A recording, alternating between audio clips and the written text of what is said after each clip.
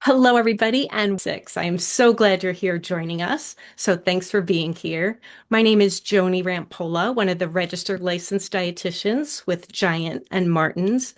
And today we are going to do a deep dive into the blue zones. And if you're not familiar with the blue zones, they are the regions of the world where people are known to live exceptionally long lives, often beyond the age of 100 years, and also live healthier. So we are going to talk about that with Abby. And Abby, I'm going to let you take a minute just to introduce yourself and say where you work, because you are the perfect person to talk about the blue zones. Oh, thank you so much, Joni. I'm so excited to be here and Happy New Year to everyone. I'm Abby Coleman, and I am the co-founder and chief operating officer of Blue Zones Kitchen. And that means that I oversee everything from the seeds that are planted for the ingredients that we're growing, all the way through the frozen trucks that are delivering to Giant to get to the stores. So, really, from end to end of the food and the product. I love that. And I love that you're willing to give your time to our audience and help us learn from you. So thank you so much for that. That is a gift. So, for our audience that may be new to the Blue Zones Kitchen, what inspired the brand and how is it connected to the research on the Blue Zones? Absolutely. So, Blue Zones Kitchen is founded in the research and the insights of the Blue Zones themselves. Dan Buettner, who founded the Blue Zones and really discovered and researched them for the past 20 years, has written numerous New York Times bestseller books about the Blue Zones, has done a Netflix series. And as he's traveled the world and talked to people about the insights of the Blue Zones, of how people live these longer, healthier lives, his feedback from the American audiences has always been, we love this idea. We think it's great. We want to incorporate all these ideas. But the hardest one for people over and over again, he heard, was to incorporate all of the insights around the way people eat in the blue zones. And so Dan and myself and our other two co-founders, Matt O'Hare and Scott Marcus, got together to form Blue Zones Kitchen to make eating in the Blue Zones way easier so you can eat for longevity. I love that. And I saw that Netflix series. It was actually good. Didn't know he did that. That's that's very cool. Yeah. So what are the five key ingredients of blue zone eating and why is food such the foundational part of living longer and healthier? Yes, yes. So, food is a really integral part and a big part of the insights that Dan has discovered around why people live longer. It's one of the elements, in addition to the way people move, the way people have in a community, their their purpose in life, and then, of course, their eating style and approach to eating. So the way people eat in blue zones, we find that the in studying their diets over time, the majority of their calories are coming from really five types of foods. It's greens, whole grains, beans, tubers, which is like potatoes, and nuts. And so these are very what you might call humble ingredients. They're very simple, very highly accessible. And I think that the trick when a lot of people hear those types of ingredients, they think boring. But I think there's a hidden element to the way that people in blue zones eat, which is they love food. They take so much joy in breaking bread, in enjoying their food, and having meals with their family or their community. Food is love, food is joy. And so it's really about in Blue Zone's kitchen, it's not just here are these, secret sets of ingredients, but really how to bring the joy back in enjoying those ingredients and making them really flavorful and incredible and craveable. So Yeah, that's where we base the foundation of our meals on those five types of ingredients. I think adding the flavor too, like you said, is what people really need, and that's wonderful. Um, and like as you were saying, those five ingredients, I also think they're all affordable. So Yeah. that's kind of nice too. Yes. And the wonderful thing about the blue zones, because they are really scattered across the globe, when we study the way people are eating and we look to the actual meals that people are enjoying in these blue zones, the inspiration that comes from doing that research is that we've got how do you treat beans in Costa Rica versus how do you treat beans in Greece? And the herbs that come with them, and there's some lemon over here, and there's some chili over here, and there's some rosemary over here. And it's so fun to play with all the wonderful global flavors that come with these, again, these sort of simple, humble ingredients, but they're made to be big and flavorful and wonderful through the way that we treat them and all of the wonderful herbs and spices that come along with them.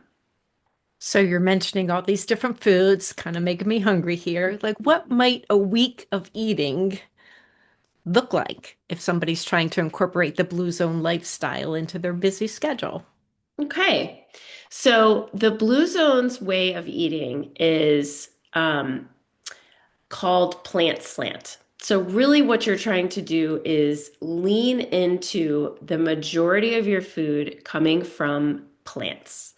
And it is when you look at the calorie intake of people in blue zones, I mentioned that about 65% of the calories, the majority of the calories are coming from those five areas.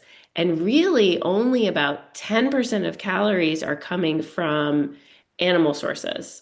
So it is really leaning into plants and in large part leaning into whole ingredients. So minimally processed ingredients. So we're talking about filling your really abundant meals, very feeling like they're very large and full of fiber and lots of good plant proteins, very large portions, but they are largely whole food place based. So like a breakfast of steel cut oats and blueberries, that would be an amazing breakfast.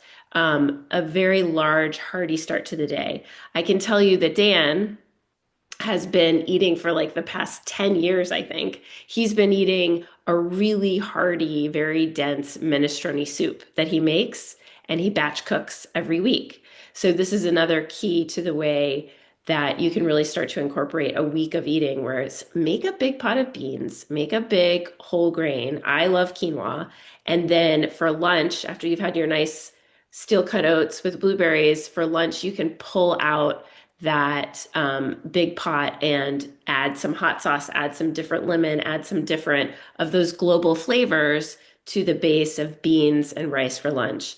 And then dinner typically is going to be on the lighter side. So the portions kind of start out big in the day and get slightly smaller throughout the day. And then the snacking is really key because the way that we snack in America is not aligned to the way people are eating in blue zones. So snacking, thinking ahead about snacking, it's not the fault of any individual, the way that we snack. It's really the system is set up to have these beautiful, bright colors on packages that make us really want and crave foods that may not be very nutritionally dense.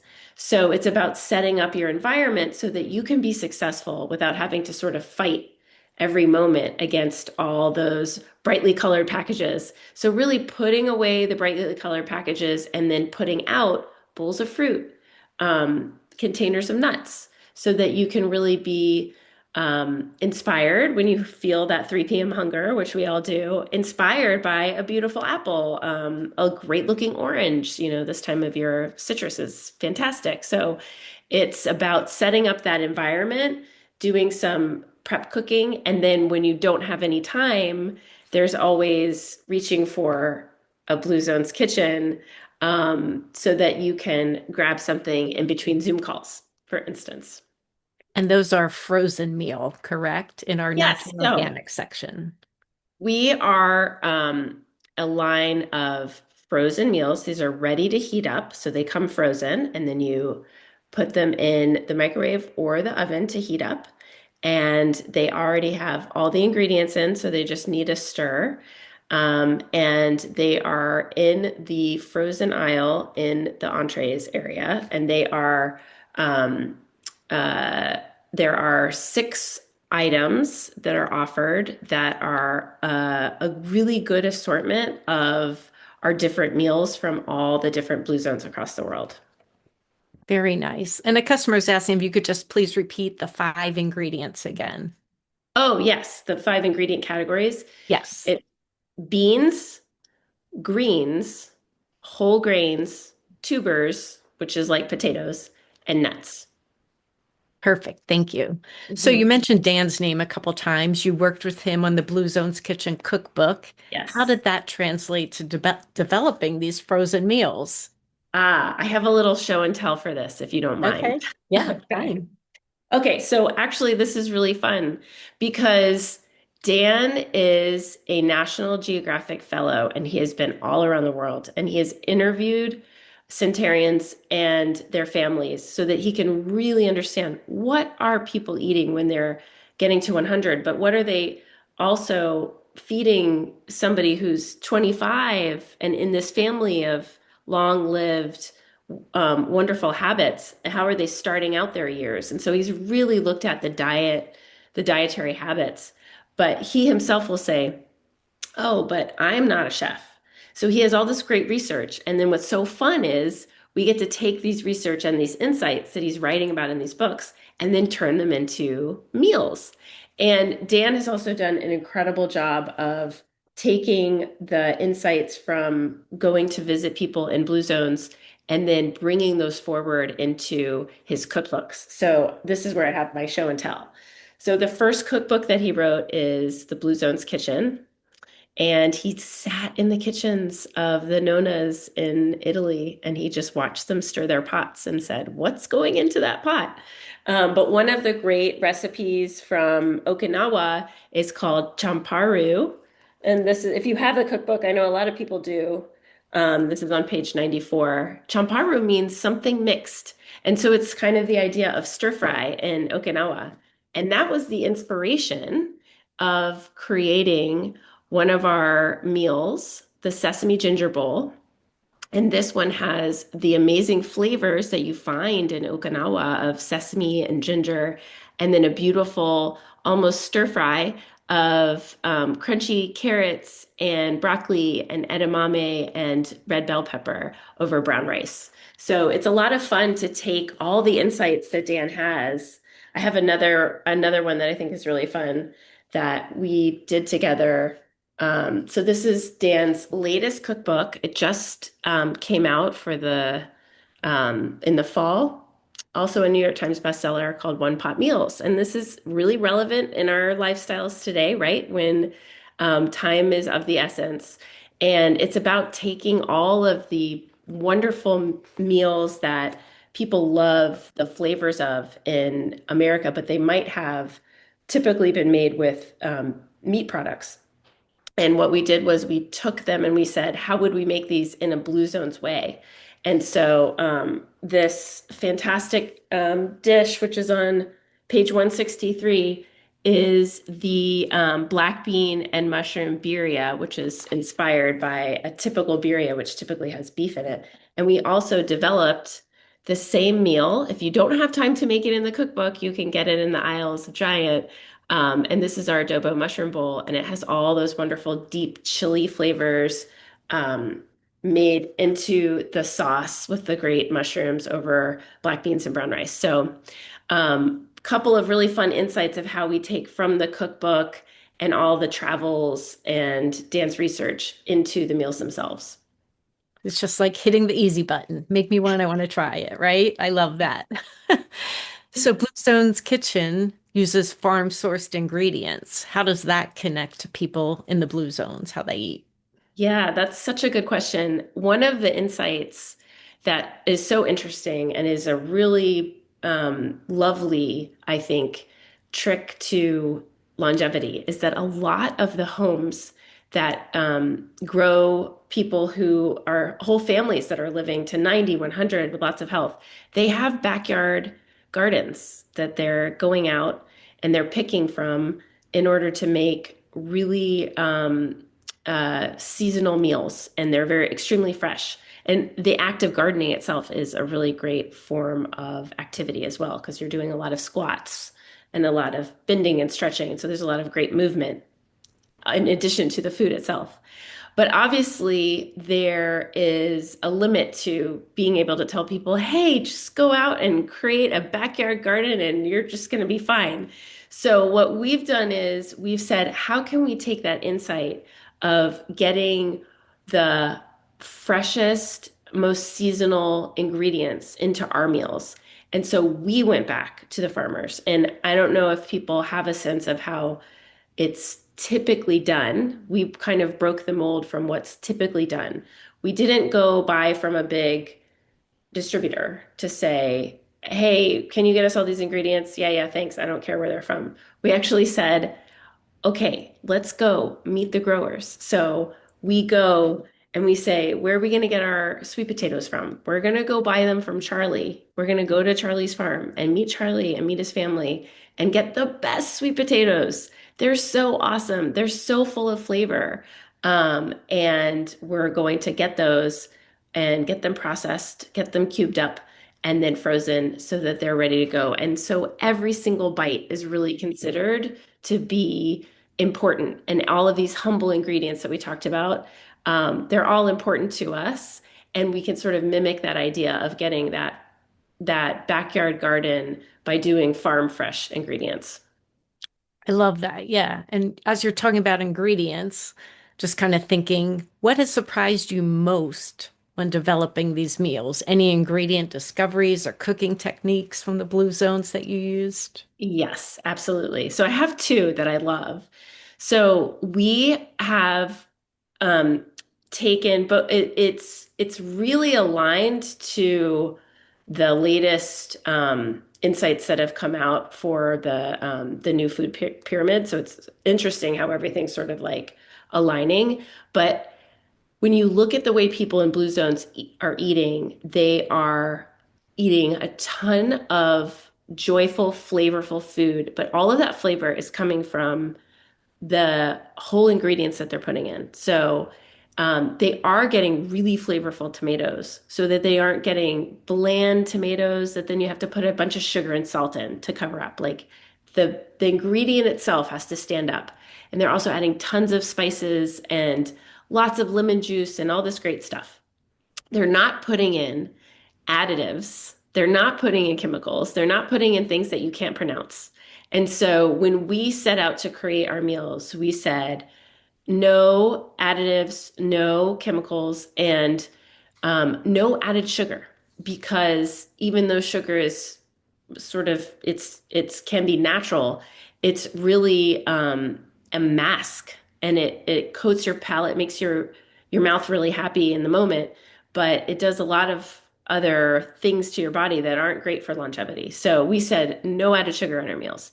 Well, typically when you're looking at some of these other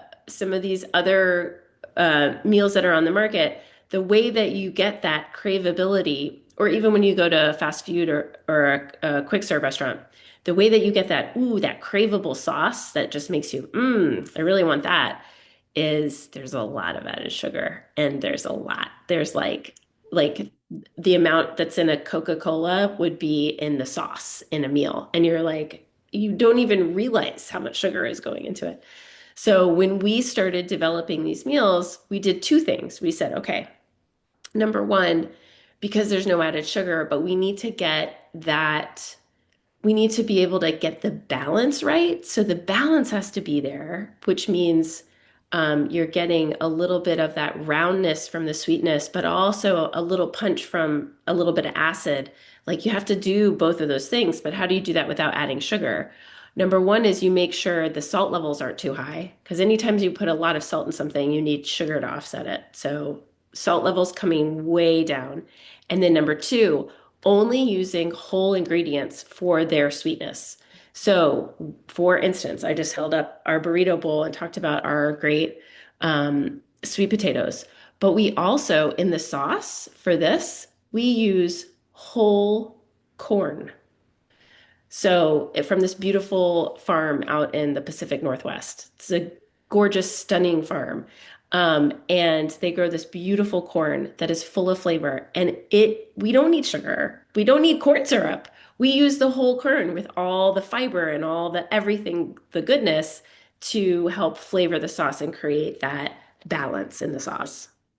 I love that. I love that you're going out and meeting farmers and seeing the farm. Like that's amazing. So I have a customer question that talks about that asking about sodium, since you just mentioned that. Yeah.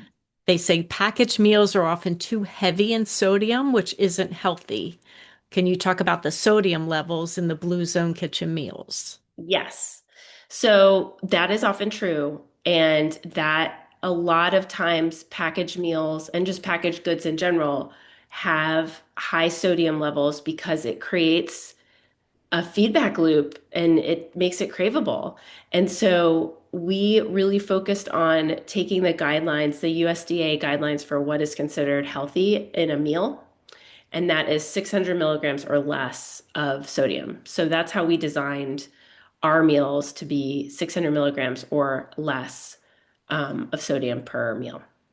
And I love that. And that, yeah, if you're eating 3 times a day, that fits nicely in a guideline where I know many frozen meals are over 1,000 milligrams. So I applaud that you're keeping it at that level. I had one today. I had the burrito bowl that you were showing, and it's actually in the 500s. So Mhm.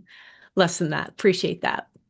Another customer question. Can you confirm if these meals are gluten-free and free from processed seed oils due to medical issues they're working with to improve? They want to eliminate those things. That's a really great thing. And you do have to get really vigilant, right? When you're looking at products to understand that. So we have 6 meals at Giant, and 5 of the 6 contain no gluten. There is one that has pasta in it. It's a very traditional Italian durum wheat pasta, but the other 5 do not. So 5 of the 6 would be appropriate for you. And we contain no industrial seed oils at all. We really focus on olive oil as that is a very traditional oil that's used in the blue zones. The one exception is when we create our meals that have an Asian variety to them. So this is our sesame ginger bowl, and this has toasted sesame oil, which is not an industrial seed oil, but it is very flavorful and very traditional in Japan. So we would be very appropriate for your journey, and I applaud you on your journey. Thank you. Do the frozen meals contain sulfites or preservatives? We do not contain any preservatives. There is one meal that has a very low level of sulfites because we make the sauce and put a little bit of wine in it, and there's a natural amount of sulfites in white wine. So there is a very, very low level in the minestrone pasta bowl, but the others do not. And then can you address protein in your meals? Yes. So our meals are very balanced in terms of the nutrition, and we feel we're very excited. I always like to say protein has the best PR agent I have ever seen. People are going crazy for protein. And that's great because protein is a really healthy way to approach balancing out your nutritional profile. But let's not forget about the others. So, the way we approached our nutrition profile is every meal has 10 grams of protein. We have anywhere from 7 to 10 grams of fiber, which is really what Americans are missing. So we've got a really good balance of protein and fiber. And all of the carbohydrates that are in our meals are all whole from whole ingredients. So these are the kind of slow release, low glycemic carbohydrates that you want for sustained energy. Excellent. So do you have a favorite meal of those that you offer? Which one and why is it your favorite? Oh, that's such a good question.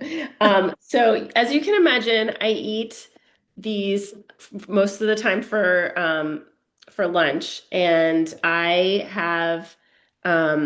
we have a more recently developed one that I love so much. I love mushrooms. So if you're not a mushroom lover, I have another recommendation, but this is our adobo mushroom bowl, and it is so flavorful. It's got that depth of flavor from the chilies and then really good mushrooms. It's got kale. I love kale over black beans and brown rice. So this one is just, oh, it's so good, especially on a cold day. It's like warming and delicious. But the other one that I will point out, if mushrooms are not your thing, this is actually our bestseller, the burrito bowl. It is so good. I always go back to it and say, yeah, this one is just delish. So it's got corn, roasted corn. It's over a bed of quinoa. So it has a little bit of a different vibe too, but it is so yummy. Um, Also very hearty. So it's a I great had one. that one for lunch today. I will say it was good. And it's really interesting how the flavors meld. Like you get, it wasn't hot, but there's jalapeno in there. So you get a Yeah. little bit of heat. But for those that Yeah. are afraid of heat, it wasn't really hot. No, But then it's not like the that. sweet potato and just the mix of the sweet and the heat. And it was really a good, a good choice. I Oh, enjoyed I'm it. so glad to hear that. You know, we say the best compliment is when people tell us, oh, this doesn't taste like a frozen meal. And we're like, that's the point. It's supposed to taste like you kind of made it, or it's a kind of a home cooked So flavor. I have a customer asking that same question about the level of spice Okay. because they're concerned about spice. Can you just talk about that a little bit? Yes. So we use a ton of herbs and spices. In general, our philosophy is that we don't want to shy away from flavor. So we do use a lot, but we try to indicate when we're using something that is spices that are spicy. We try to indicate that on the front of the pack. So, for instance, we have noted on the burrito bowl, there's jalapeno called out right out front so that you know there is a level of spice on this bowl. On the sesame ginger bowl, there is zero, um, there is there's no ingredient in here that would be spicy at all. It's actually a really amazing sauce, but it's super mellow.